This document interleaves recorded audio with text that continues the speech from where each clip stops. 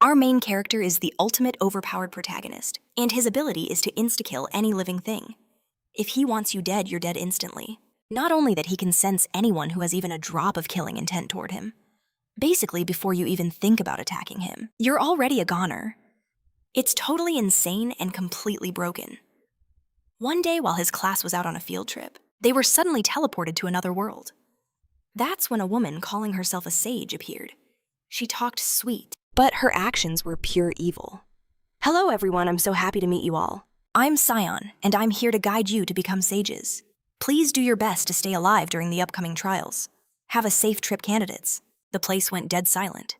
Then the woman explained the situation. I'm the one who summoned you all to this world. We're looking for sage candidates because this world is ruled by sages, and every now and then we need fresh blood. With that, she gave everyone a system ability known as a gift. Everyone's body glowed with a different color representing the rank of the ability they received. Of course, some people got nothing at all, including our main character and 3 others. The woman told them they weren't sage material and would just end up as lowly livestock. Then she set a 1-month deadline for the gifted ones to become sages. Finally, she gave them their first mission. In 1 hour, a dragon would attack, and all they had to do was survive it. Once she was done talking, she just turned and left. While everyone else was panicking, the class rep finally stepped up to organize the group. He started by making a list of everyone's abilities, but our MC was actually still fast asleep through all of this. That couldn't care less attitude really pissed the rep off. You'd think the guy had a solid plan, but he just wanted to ditch the weaklings. He actually planned to sacrifice the 4 students who didn't get a gift, leaving them behind as bait to distract the dragon. That way, everyone else could make it to the nearby town safely. No one wanted to stay behind and wait for death, but the 4 of them couldn't fight back. Even though the rep was only level 1, his strength was already several times that of a normal human. He forced the 4 of them into the bus and locked them in. A short while later, a dragon began circling over the bus. When the MC finally woke up, he was met with the terrified face of our heroine and 2 classmates who were barely clinging to life. Even though he'd been sleeping until now and had no clue what was happening, he stayed incredibly calm. It wasn't until he saw a lizard-like monster outside that he realized they were in serious trouble. He grabbed a microphone off the floor and chucked it at the thing, impaling his classmate, successfully driving the monster back. Looking outside, the MC realized the dragon had been attacking them. At this point, the dragon was absolutely furious, and it came diving down from the sky like a nightmare. But in a split second, the dragon just dropped dead. That's what happens when you mess with someone whose power is more broken than a cheat code. The heroine was totally stunned, and what really drove her crazy was that the MC was just calmly playing his handheld game. Eventually, he listened to her explain everything that had gone down. He figured they should leave the area first. But right then, 3 classmates came flying toward them from off in the distance. Looking at the dead dragon and their fallen classmates, the 3 of them were totally confused. What shocked them even more was that the MC and heroine were still breathing.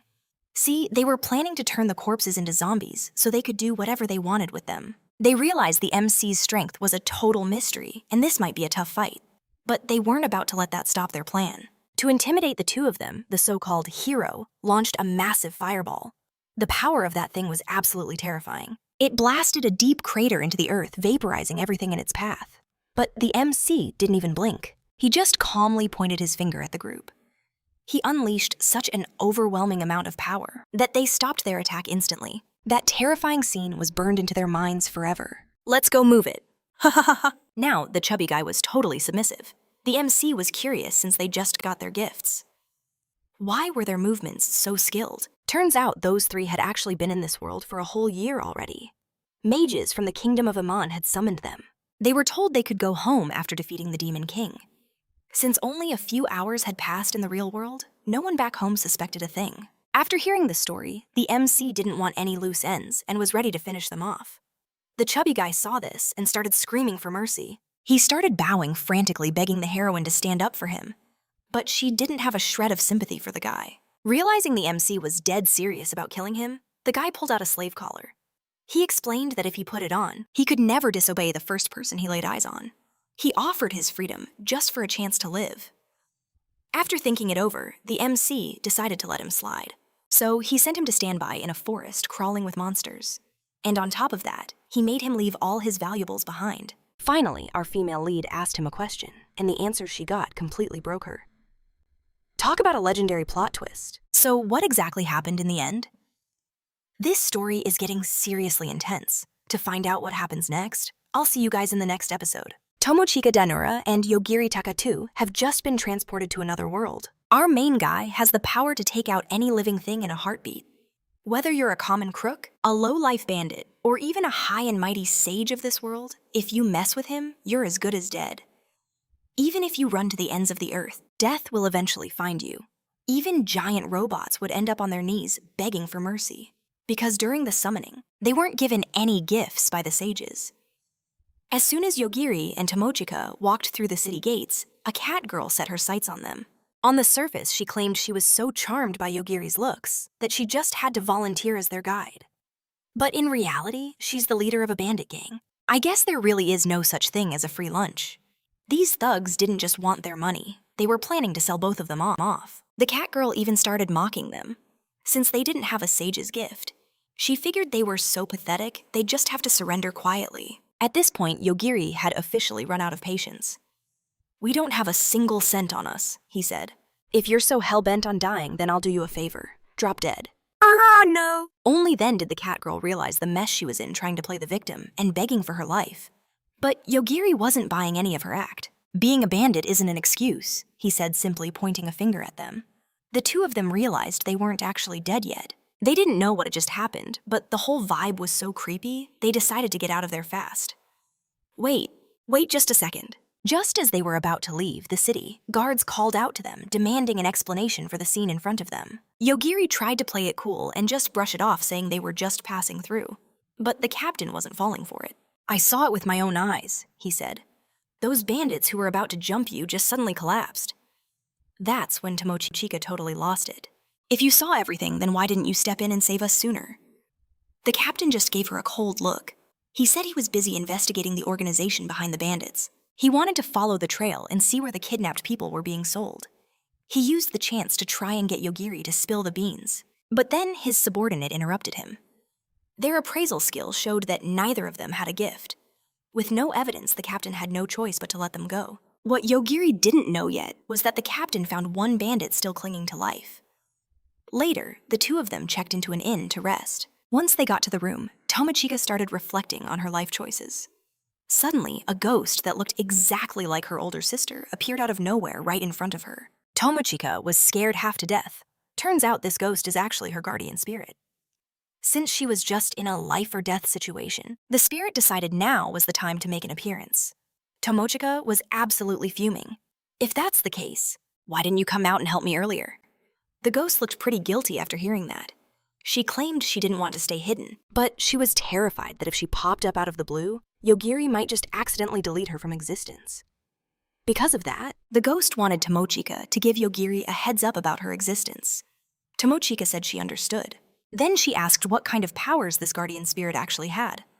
But honestly, she shouldn't have asked. It just made her even more frustrated. As a guardian spirit, she provides all sorts of spiritual protection, including that time she blocked the sage's gift from being installed. Yeah, that was all her doing. Tomochika hit the roof when she heard that. It was because of this spirit that she never got a superpower. However, the ghost got all serious. She explained that while a sage's gift makes you strong the moment you accept it, your life belongs to the sage. The spirit Mokichi really just wants Tomochika to get back to her original world safely. Meanwhile, Yogiri wasn't just sitting around. He had already planned out everything for the next day. He not only got the receptionist to track down their classmate's location, but also figured out the best way to get there. He even picked up some items to translate languages and hide their status bars from prying eyes. Most importantly, he managed to get a charger for his gaming console. Tomochika was impressed, thinking the receptionist had handled everything. She thought he could finally relax, but she celebrated a little too early. It turns out the console charger is manual. Tomochika has to keep cranking it by hand to generate power. She found the ghost too noisy, so she went to sit next to Yogiri.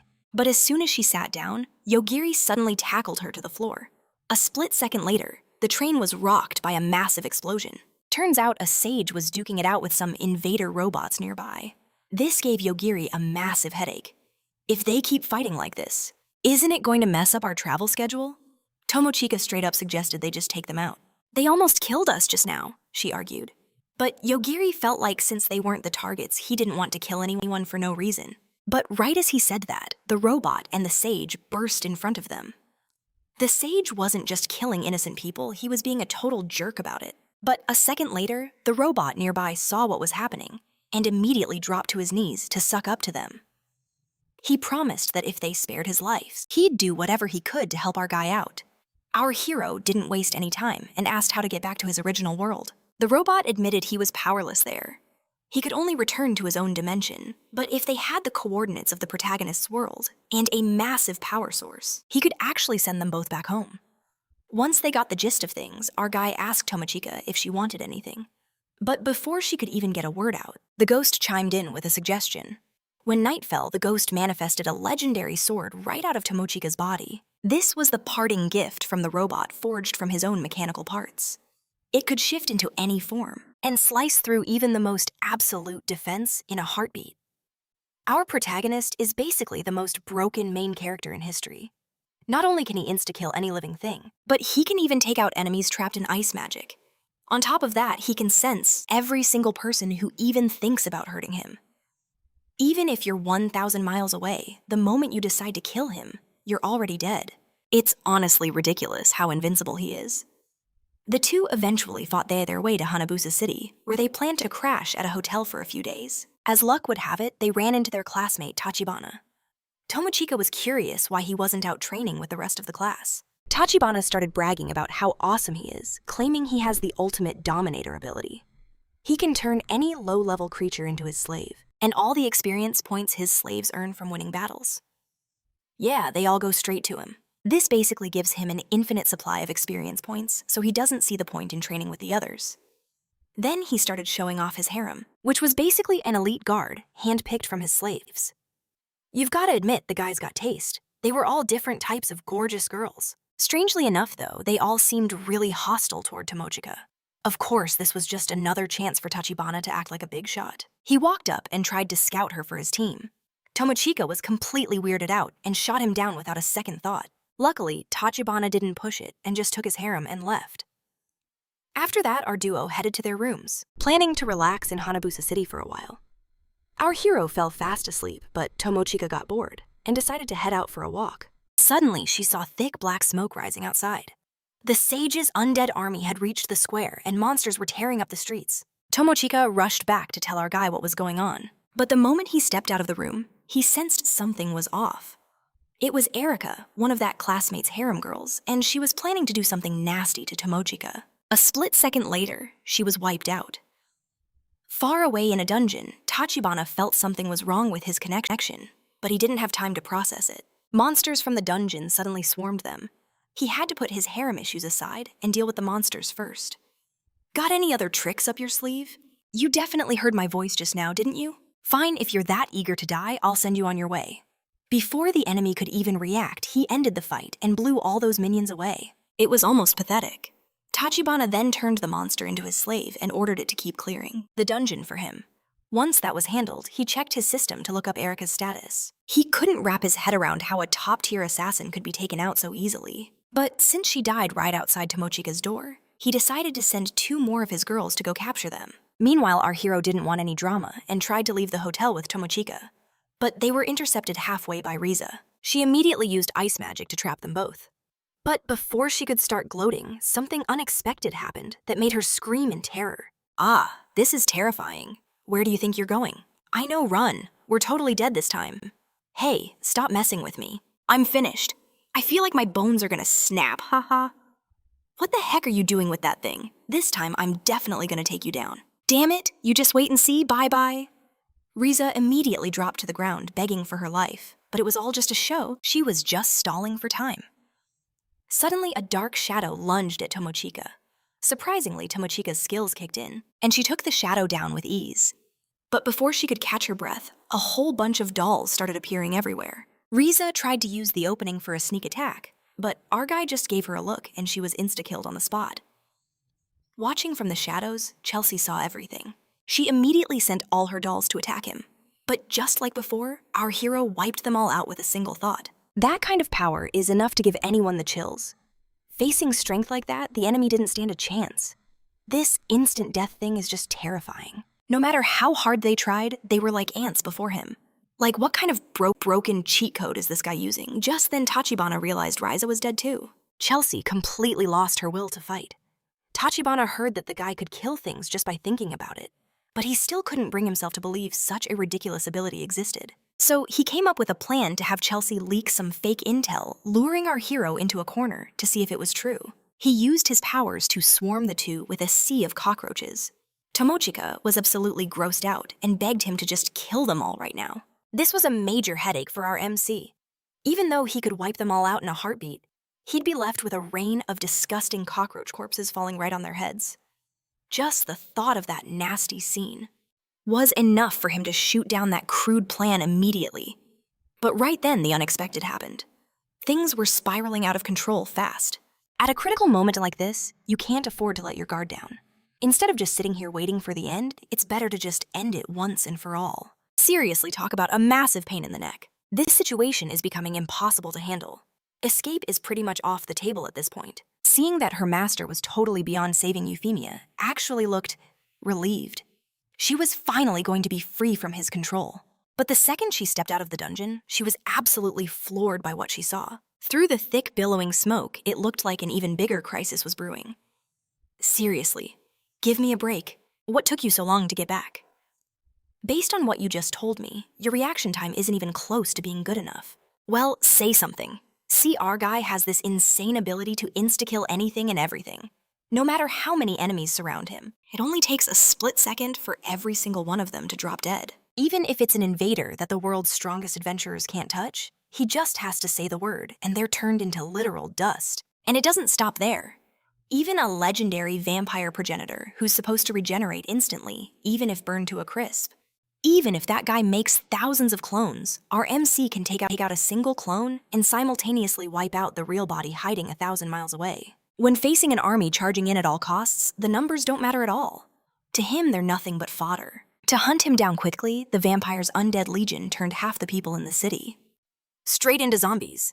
They used them to blackmail the survivors into joining the hunt. Before our guy could even figure out why he was being targeted, the two of them were spotted by 3 citizens. He didn't want to go around killing innocent people, so he warned the 3 of them to stay back, or it'd be a death sentence. But did they listen? Nope. This one white-haired dude charged forward like an idiot, and a second later, he was dead on the ground. The other 2 were so terrified they bolted. Since these people were technically innocent, our MC decided to head straight to the mastermind to negotiate.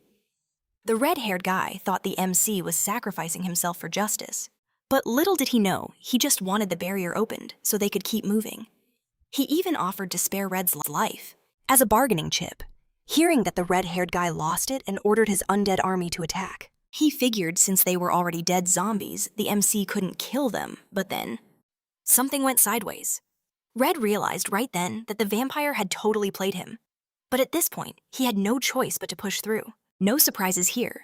Red got dropped before he could even finish transforming. Just as the MC learned the vampire was behind all this, he felt a wave of killing intent closing in from every direction. And this time it wasn't zombies, it was the living citizens. The mayor realized it was mind control. He scrambled to find the keys to activate the barrier's defense, but after several tries, nothing happened. Soon, he figured out the vampire was controlling the barrier directly. Now this was a headache for our MC. He could insta-kill everyone there if he wanted, but he didn't want to slaughter innocents. He had to find and kill the source of the control and fast. Right then, the invader known as Darkness appeared before them.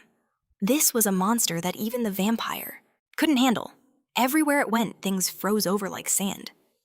Meanwhile, the vampire used his crazy regeneration to churn out a massive horde of clones that felt zero killing intent toward the MC. The plan was to wait for Darkness to strike or die, and then start carpet bombing the city.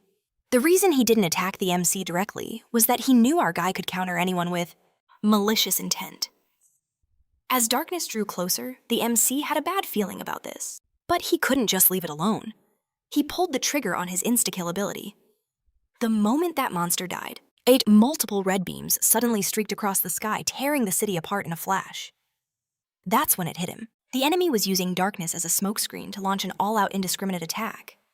For once, our MC was actually stuck. Since the attackers had no killing intent and were moving so incredibly fast, you couldn't even see what they were. Luckily, Tomochika's eyesight was top tier. Once they figured out those red lights were actually the vampire's clones, they started brainstorming a plan. Even though the red beams seemed to be firing blindly, they actually followed a predictable pattern. Before long, they figured out exactly where the next strike would hit. The MC's strategy was simple: head straight to the next target zone and wait for the attack to come to them. By baiting them into a situation that triggered his counter ability, his insta-kill power would kick in automatically. With the three of them working together, they successfully wiped out every last clone. The vampire felt it happening, but he never imagined our guy would be this broken, to the point where even an immortal vampire could be killed. See, because all those clones were built with the exact same settings. If just one of them dies, the whole team is toast. But before he could even think of a plan, he got one shot at himself. What our MC didn't see coming was that the vampire had an ace up his sleeve. He actually had a clone with absolutely zero memories of the original vampire. It sounds completely insane, right? It's honestly just mind-blowing. I guess it goes to show that everyone's destiny is totally different. Now take our main guy, for example. Since he was a kid, he's had the power to instant kill anything. A mere flick of his finger turns demons to dust. Even a massive dragon, if it shows even a hint of wanting him dead, it'll never see the light of day again. He can even sever the threads of fate and causality.